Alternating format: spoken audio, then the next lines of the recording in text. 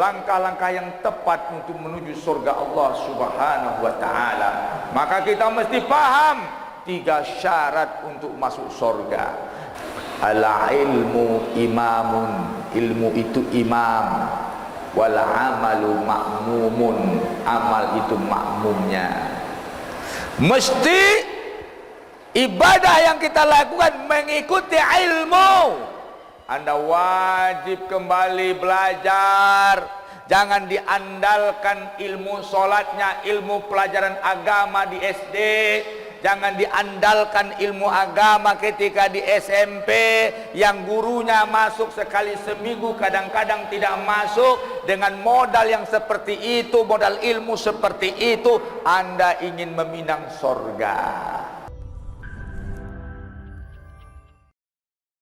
A'udzu billahi minasy syaithanir rajim. Bismillahirrahmanirrahim. Walladzina yakniduna adh-dhahaba wal fiddah wa la yunfiqunaha fi sabilillah fabashshirhum bi'adzabin alim.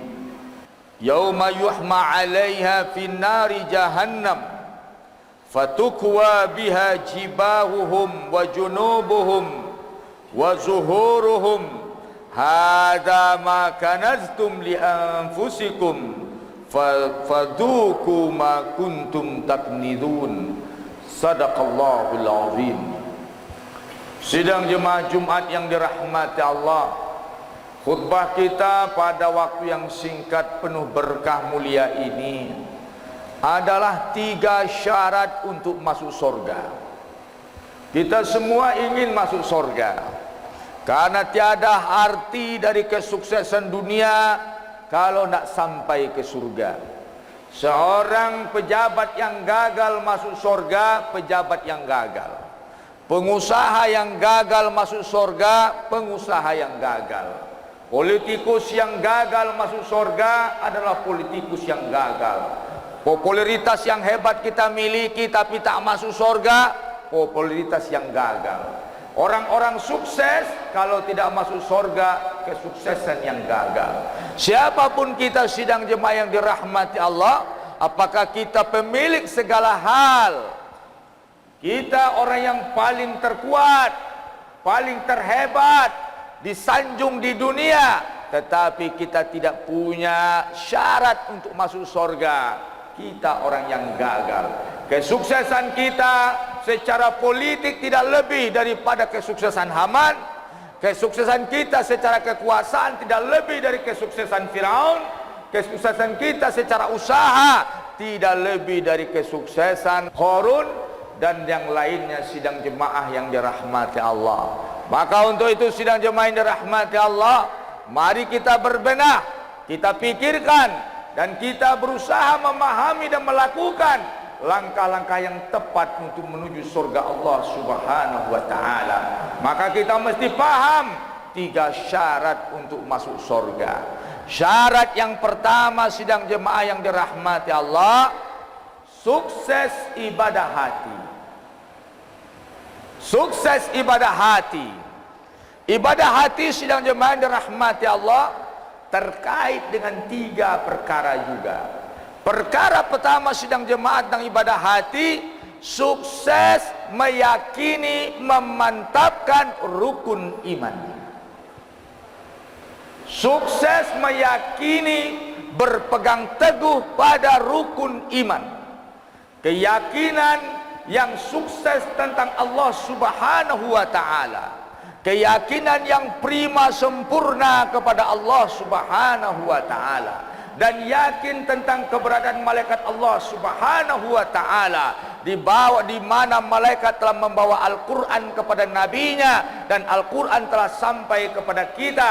Kemudian sedang jemaah rahmati Allah, malaikat kita juga nanti berurusan dengan mereka, malaikat mautnya, malaikat mungkar wa nakirnya, dan malaikat-malaikat yang ada dalam urusan kita di padang mahsyar, malaikat Zabaniyah, malaikat Ridwan, dan yang lainnya sidang jemaah yang dirahmati Allah. Mesti sukses iman kepada Allah, sukses iman dengan malaikat. Sukses keyakinan terhadap Al-Quran dimulai dengan surat Al-Baqarah, surat Al-Fatihah sampai surat An-Nas. Tidak ada satu kata pun yang boleh kita ragui, dan tidak ada satu kata pun yang boleh ditolak, dan tidak ada satu kata pun yang boleh kita abaikan. Sami'na wa ata'na. Seperti jin sedang jemaah dirahmati Allah, inna sami'na Qur'anan ajaba. Jin saja ta'ajub dengan Quran, tetapi manusia banyak yang tidak ta'ajub dengan Quran, banyak yang tidak Qurani, tidak nyaman mendengarkan Quran. Sejauh mana kenyamanan Anda dengan Quran, maka sejauh itu keberadaan hati Anda kepada Allah Subhanahu wa taala.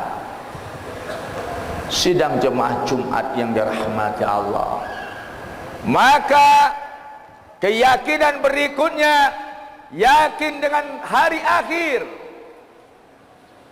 yakin dengan Nabi sallallahu alaihi wasallam.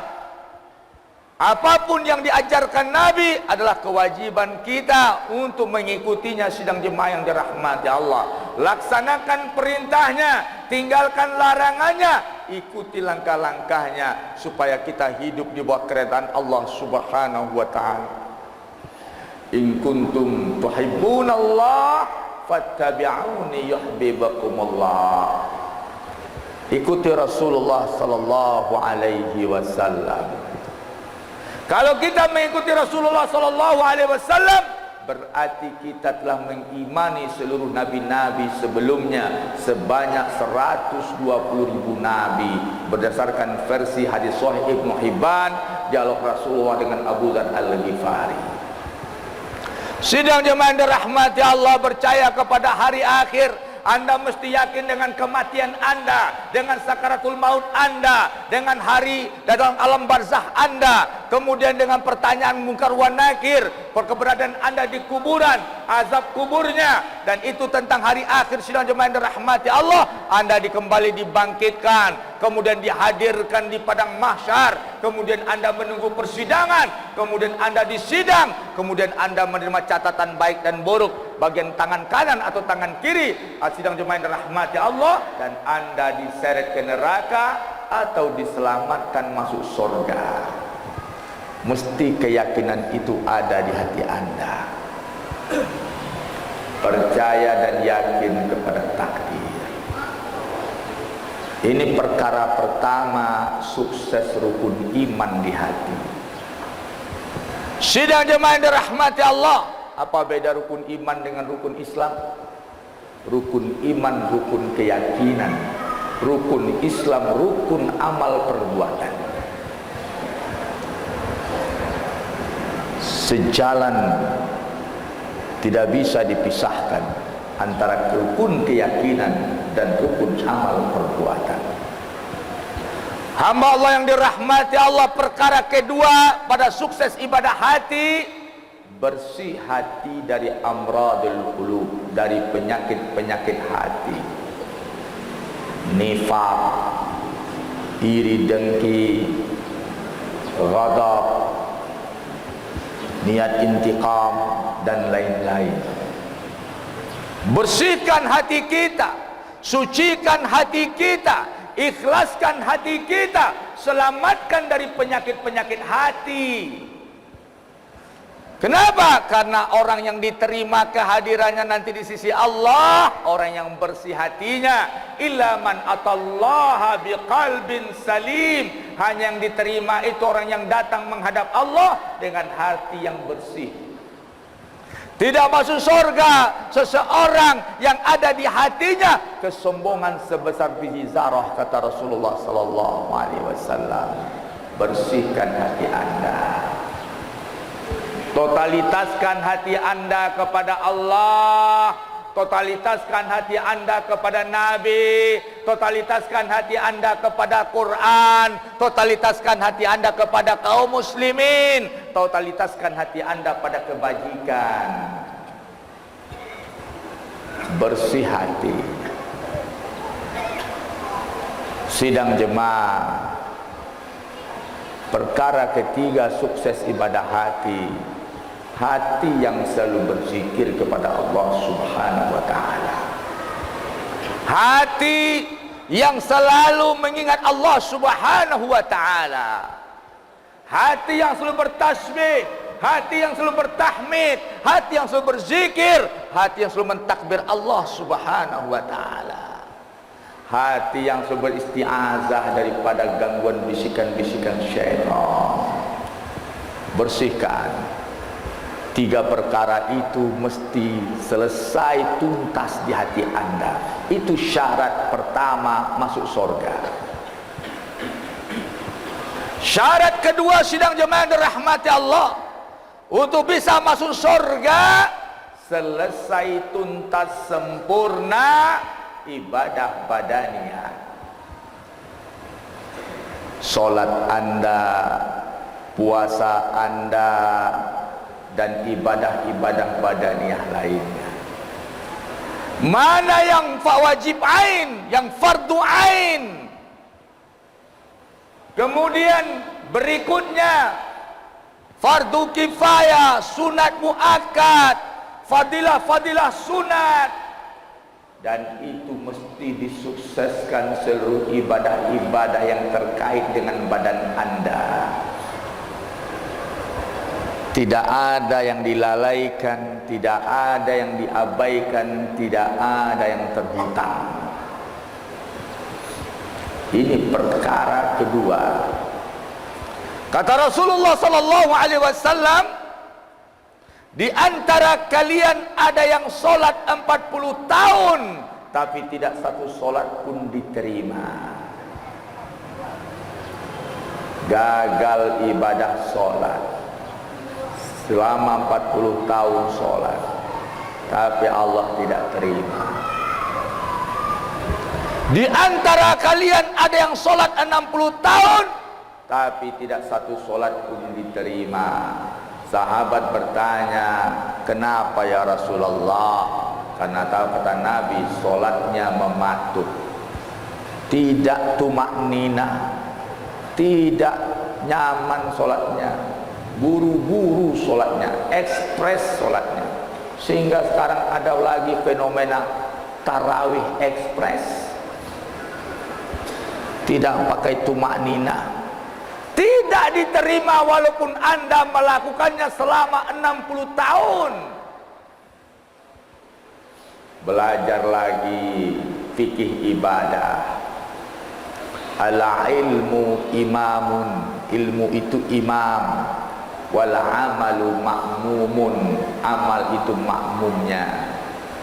Mesti ibadah yang kita lakukan mengikuti ilmu. Anda wajib kembali belajar. Jangan diandalkan ilmu solatnya, ilmu pelajaran agama di SD. Jangan diandalkan ilmu agama ketika di SMP, yang gurunya masuk sekali seminggu, kadang-kadang tidak masuk. Dengan modal yang seperti itu, modal ilmu seperti itu, Anda ingin meminang sorga. Di antara kalian ada yang sholat 60 tahun tapi tidak satu sholat pun diterima.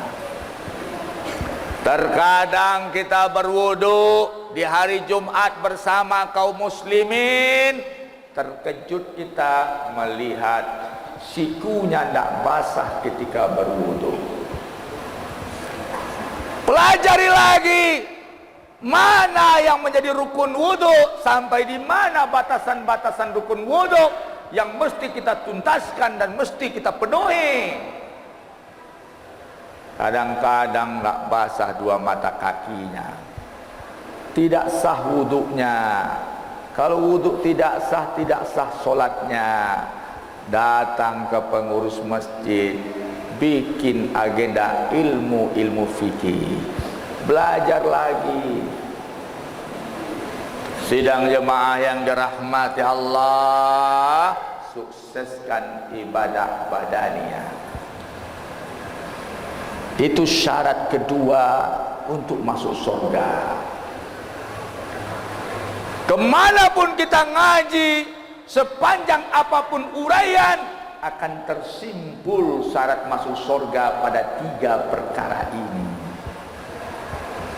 Kesimpulan sidang jemaah yang dirahmati Allah, sukseskan rukun Islam. Tadi pada hati sukseskan rukun iman, pada amal sukseskan rukun Islam. Pada keyakinan sukseskan rukun iman, pada amal sukseskan rukun Islam. Syarat ketiga, sukses ibadah harta. Ini perkara yang unik dan rumit. Banyak orang sukses ibadah hati, sukses ibadah badaniyah, tetapi gagal syarat ketiga pada ibadah harta. Allah berfirman tentang bagaimana penyesalan orang-orang yang sukses ibadah harta. Rabbi laula akhartani ila ajalin qarib. Wahai Rabbku, andaikan dilambatkan ajalku sedikit saja, fa asaddaqa, aku akan bersedekah. Sebelum mati, pengurus masjid teriak-teriak mengingatkan infak, sedekah. Tetapi sidang jemaah yang dirahmati Allah, kenapa masih dikatakan dalam Al-Quran mereka minta matinya ditangguhkan untuk menebus ibadah hartanya? Wa akum minas solihin, dan aku kalau ditangguhkan ajalku, aku akan berubah jadi orang soleh. Penyakit sidang jemaah, kita berinfak dengan sisa uang. Kita berinfak dengan sisa uang. Setiap kotak infak lewat, selalu mencari uang paling kecil, bukan cari uang paling besar. Mestinya kita tahu kemampuan maksimal kita untuk berinfak, maka itu yang kita lakukan. Kenapa? Karena kita sedang transaksi meminang surga Allah Subhanahu wa ta'ala. Bersyukur bapak-bapak, masjid masih membangun, masjid masih butuh infak, masjid masih butuh sedekah. Kalau nanti sedekah Anda tidak dibutuhkan lagi, itu pertanda, salah satu pertanda akhir zaman kelak, kiamat sudah dekat. Sedekah orang ditolak oleh orang lain. Barulah manusia tahu hartanya tidak berharga. Transaksi di luar fisabilillah, transaksi sampah. Percayalah, apa yang Anda belanjakan selama ini, mana? Sampah saja. Mana yang Anda belanjakan selama ini? Ratusan juta, miliaran, sampai usia Anda 50-60 tahun. Dapat apa? Apakah itu yang menunggu Anda nanti di akhirat, atau itu yang menunggu pengadilan Anda di mizan? Renungkan baik-baik. Cepat beli surga Allah. 100 juta jika Anda mampu, itu sedikit, karena Anda sedang membeli istana di sisi Allah, di surga Allah Subhanahu wa ta'ala. Dan itu perjalanan yang Anda tuju. Sedangkan dunia yang Anda tumpuk harta, perjalanan yang Anda tinggalkan, yang akan diwarisi orang lain. Yang Anda infakkan, itu yang akan Anda dapat. Sedangkan yang Anda tidak infakkan, itu yang Anda amblas darinya. walladzina yakniduna ad-dhahaba wal fiddah wa la yunfikunaha fi sabilillah. Dan orang-orang yang tidak menginfakkan, orang-orang yang menyimpan emas dan perak, menyimpan aset, wala yunfikunaha fi sabilillah, tidak diinfakkannya di jalan Allah, fabashshirhum, beri mereka kabar gembira, bi adabin alim, dengan azab yang sangat pedih. Harta Anda jadi azab Anda. Harta itu jadi dua saja, jadi surga Anda atau jadi azab Anda. Yang Anda infakkan fisabilillah itu jadi surga Anda, dan itu jaminan masa depan Anda. Yang tidak diinfakkan akan menjadi azab kita, akan ditanya, akan diminta pertanggungjawabannya.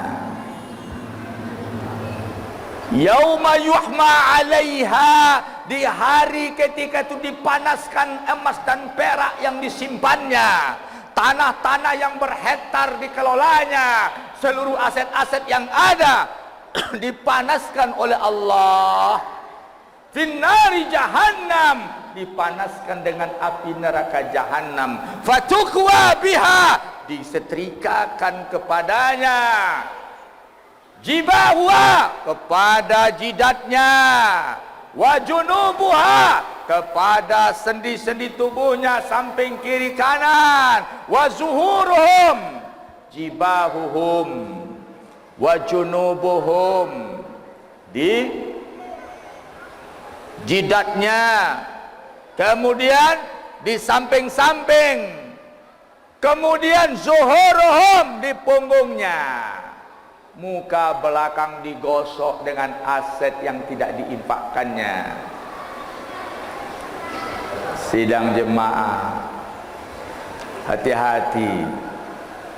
Haza ma kanaztum li anfusikum, kata Allah. Ini loh harta yang kau simpan-simpan itu. Paduku, maka rasakan azabnya, ma kuntum taknidun, harta-harta yang kau simpan itu. Sidang jemaah, jadikan harta Anda milik Anda.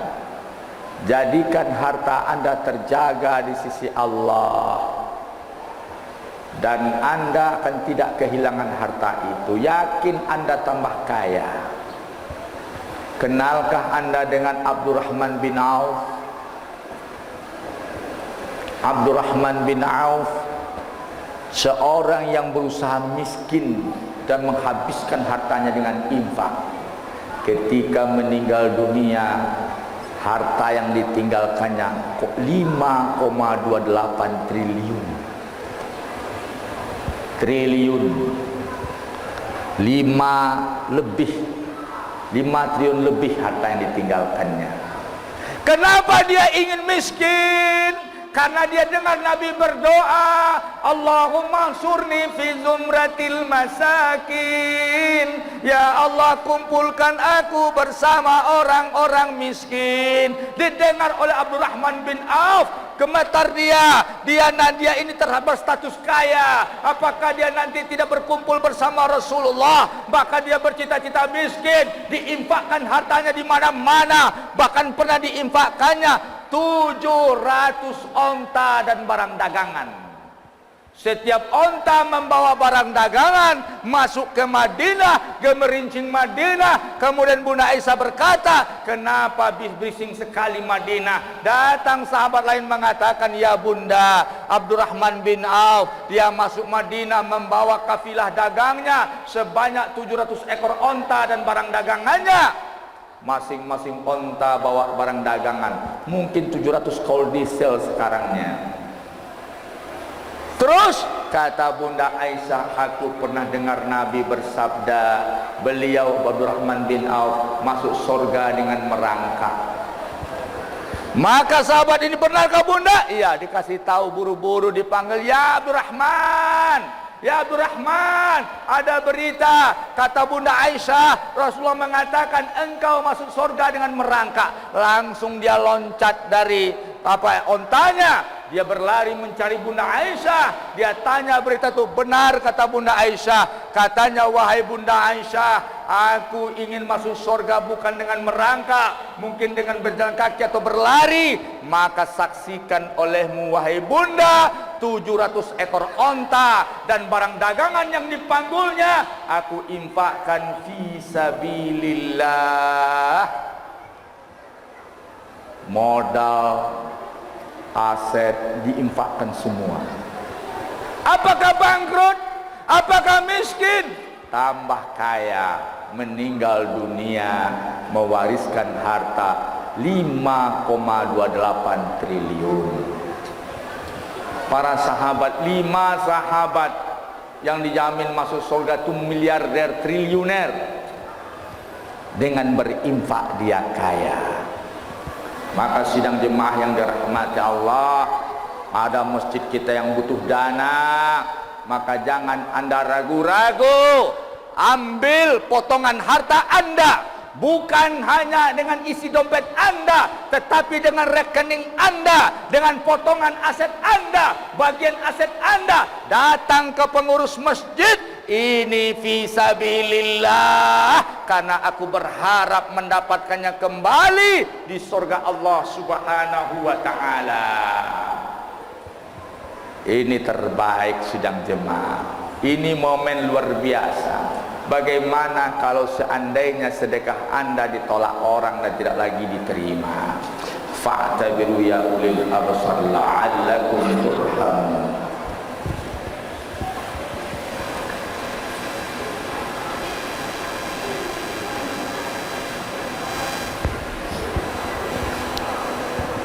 Alhamdulillahi Rabbil Alamin.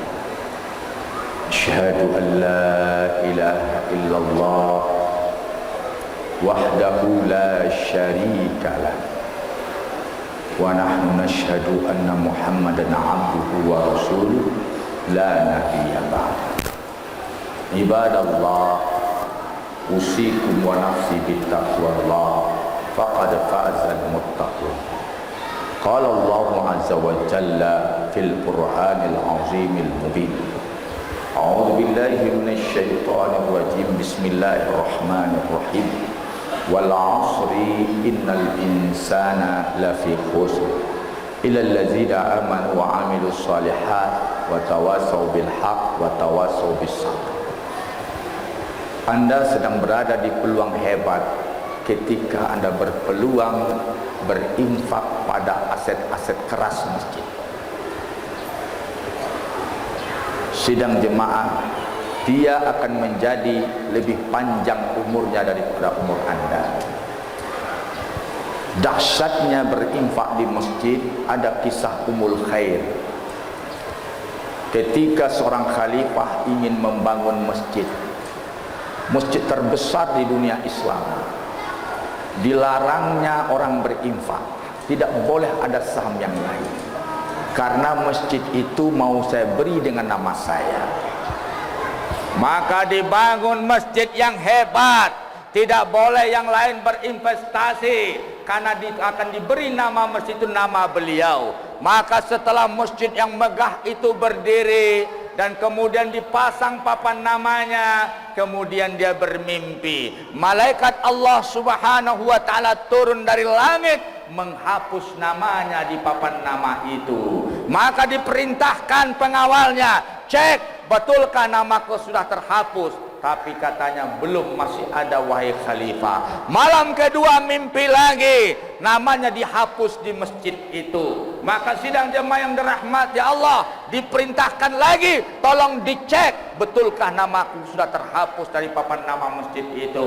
Maka ternyata tidak. Pada malam yang ketiga, maka dia bermimpi hal yang sama, namun nama dia diganti di masjid itu dengan nama Ummul Khair.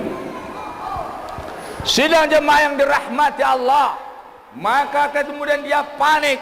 Dia suruh cari siapa orang bernama Ummul Khair. Ternyata di seluruh pelosok penegara tidak ada yang bernama Ummul Khair kecuali seorang wanita tua yang sangat miskin berjualan sayur di pasar. Maka diseretlah wanita tua itu menghadap khalifah. Kemudian kata khalifah, benarkah anda yang bernama Ummul Khair? Benar. Apakah kau ikut berinvestasi di masjid yang aku bangun? Tidak wahai khalifah, aku sudah tahu engkau melarang akan menghukum siapa yang berinvestasi. Kemudian sidang jemaah yang dirahmati Allah, ketika itu hamba Allah ditanya lagi. Akhirnya Ummul Khair berkata, kalau tidak salah memang ada yang saya buat, hanya sedikit ya wahai khalifah. Apa itu?